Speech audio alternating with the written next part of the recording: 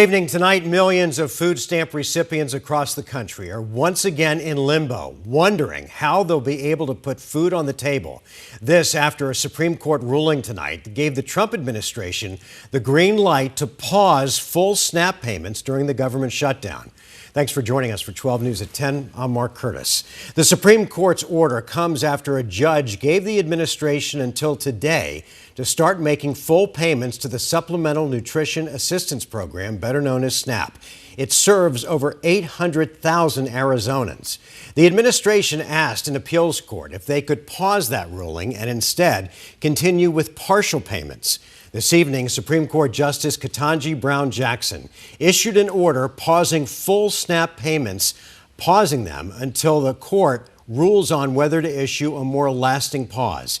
So here's what's confusing about this. Earlier today, the Arizona Department of Economic Security said it would resume payments to SNAP recipients tomorrow. We asked the agency for clarification after tonight's Supreme Court ruling. They told us they're reviewing the case and would get back to us.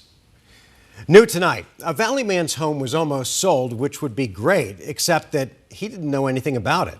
Scottsdale police claim two women forged documents to obtain the home's title and then tried to sell it as quickly as they could. 12 News journalist Chase Golightly spoke exclusively with the real estate investor who was part of a sting operation to arrest these suspects. And Chase, it's kind of scary how easy it was for these thieves to pull this off. Mark, and it was really close to coming through. The true homeowner asked to remain anonymous, but told me he was notified by the county recorder that his home title had transferred to someone he had never met before. He also said the suspects even changed the locks so he couldn't get inside. When did those red flags start to pop up for you? Well, almost right away. John Rowan has 22 years experience as a real estate investor, buying homes, fixing them up, and then selling them. Last week, he got one of those calls. She had an inherited house that she had acquired from a family member. That woman was later identified as Jennifer Greer, wanting to sell the house as fast as possible for cheap. Rowan says he offered $500,000 for it, which she quickly accepted. That was odd, that everything was happening very, very fast. So that's a sign that something's wrong. He also said Greer's story changed, that it wasn't her house, but her friend Rachel Cassette's, whose name was in fact on the title. But when Rowan asked to speak with Rachel, she kept avoiding letting me talk to this person. Rowan really started getting suspicious, having his title representative take a closer look at the deed. When the rep learned that the title wasn't in the correct form and had just recently been transferred from the original owner. Rowan then called that owner and asked if he did give up the house. And he's like, oh my gosh, no. It was a very, very scary situation for him. Arrest documents showed the real homeowner had no idea who Cassette was and never transferred the title to her. Turns out those documents given to Rowan were forged, but still accepted by the Maricopa County Recorder's Office, potentially costing Rowan and the actual homeowner $500,000 each if this sale went through. Going to be a financially devastating situation. They both called Scottsdale police, who asked Rowan to be part of a sting operation to arrest Cassette and Greer. When the suspects went in to sign the transaction forms, she saw the police and just immediately ran. Officers chased after both and arrested them. It turns out both had previous warrants out for their arrest. I felt like vindicated that we got this person off the street. Both now face felony charges related to fraudulent schemes. Now, I did reach out to the Maricopa County Recorder's Office about this whole situation. I haven't heard back at this time. Now, Rowan told me he has seen similar schemes like this before. He recommends anyone with a home to register with the county's title alert system, which will notify you if anything happens with your title, including if it's transferred. Mark? Good advice. And fortunately, he got that call from the Recorder's Office. Otherwise, He wouldn't have known. Exactly. And that really was that big step of like, hey, what's going on here? Contacting police, then hearing from Rowan about, hey, are you getting rid of this home? And that really just spiraled into that sting operation, leading to the arrest of these two suspects. All right, cautionary tale there. All right, Chase, thanks. Two people hurt after they were hit by a car in North Phoenix tonight. Phoenix police closed off the intersection of 27th Avenue and Glendale as they searched for the car that was involved. According to police, a man and a woman were hit by the car just after 8 o'clock. Crews rushed them to the hospital, the man with non-life-threatening injuries, but the woman is in critical condition. Right now, flight delays are continuing at Sky Harbor as they have been for days, and there is no end in sight. Transportation Secretary Sean Duffy says the longer the government shutdown continues, the worse that flight delays or cancellations will get.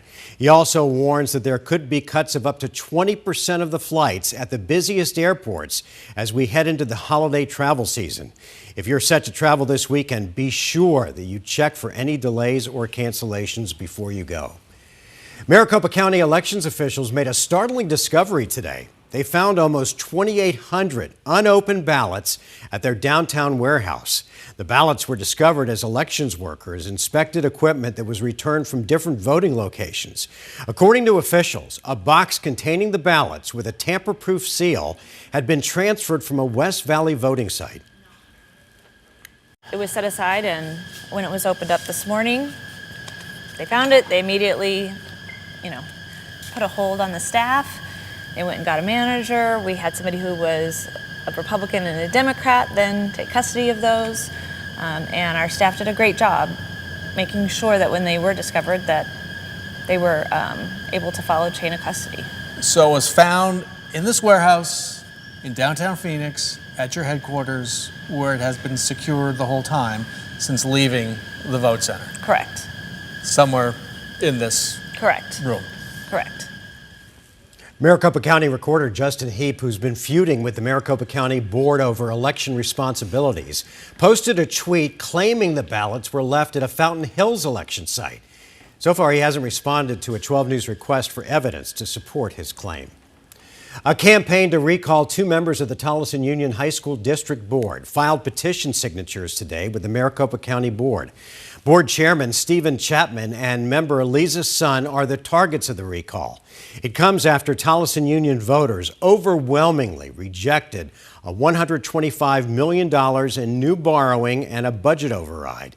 If those signatures are verified, the recall could go to a district-wide vote sometime next year. And in Peoria, another funding measure is on track to fail. Voters were asked to contribute to a Peoria Unified District's maintenance and operations override, which they say has been essential funding for the last 28 years. But so far, roughly 51% of voters there are saying no. The district responded today, saying over the next few months, they plan to work with the governing board on a plan to cut $11 million from the next school year's budget beginning in July of 26. All right, the weather, no complaints there. 12 News meteorologist Chris Dunn is with us. And what's the weekend looking like? Well, the only complaint might be a little bit too warm and no feel of fall in the air. We'll have lots of this over the weekend. Beautiful sight, the sunset from Rhonda, one of our 12 News weather watchers in the Superstition Mountains off in the distance from East Mesa. 86, that's above average. Our typical high for this time of the year, 80 degrees. The mornings are nice and cool, 61 degrees. And then on Sunday, 89 degrees in the afternoon, and that would be enough for a record high. And that's probably the only realistic shot of setting a record high. 88 back in 2005 is the current record for Sunday. Our forecast high, 89. We'll also hit 89 on Monday, but the record's Monday and Tuesday at 91 and 91. Right now, skies are clear outside. It's going to stay clear and cool overnight, 61. Sunny and warm again tomorrow. We put it on wash, rinse, repeat without the wash and the rinse part. It's just repeat. 86 degrees our high temp and record heat on Sunday with plenty of sunshine out there. And if you're hitting the golf course tomorrow morning, watch out for that birdie. 61 degrees at 7 a.m., warming up to 72 by 10 a.m. with clear skies out there. The rest of the forecast, including a possible change in the overall weather pattern, coming up in just a few minutes. All right, Chris, thanks. Well, with the weather turning just about perfect, especially at night, we're gearing up for a busy weekend across the valley with dozens of events, including 2 major music festivals that kicked off tonight. 12 News journalist Bianca Bono is live in downtown Scottsdale. The Dreamy Draw Music Festival just got underway. And Bianca, how many people are out there? 12,000 tonight, another 12,000 expected tomorrow night. Now, the majority of fans here are over at the main stage right now watching the Lumineers, tonight's headliner. Also, as we speak, taking the stage is Nickelback, just a few blocks from the 12 News studios over at Chase Field, a sign that we are entering peak season here in the Valley. Chase Field has gone country, transforming the diamond to the dirt as the Hondo Rodeo Fest kicks off in downtown Phoenix. We've grown up in Arizona. I'm a sixth generation, so to have this opportunity to have not only a rodeo, but this high caliber of a rodeo is just so special, so amazing. It's 3 days celebrating the spirit of the West, combining Western culture and the best in rodeo. The training is, it's most of our life. As much as we put into it is what we're probably going to get out of this. Tuff Cooper is a world champion cowboy, but after he's done competing, it's the star-studded music lineup he's looking forward to watching. As soon as we get done, we'll go take care of our horses and then hop back in here and watch some awesome concerts. I think everyone's kind of excited about Nickelback. Friday night's performers, Nickelback and Treaty Oak Revival, bringing in fans from near and far. We're from Rhode Island. I'm a native, I'm born and raised here, so definitely winter's my favorite season, and it's the best time to be outdoors like this and be all around, The must-see music lineups continue at Dreamy Draw Music Festival in Old Town Scottsdale, drawing in fans of all ages. It's just wonderful to see this amazing Civic Center transformed with its beautiful stages, with 12,000 people here tonight under a starry desert sky. For artist Sydney Bird, who was born and raised in Arizona, you come outside and let me know. It's a homecoming. It's a really crazy moment because I never thought that this was going to be my path. And it's my first festival too, so it just makes me feel really safe to be here.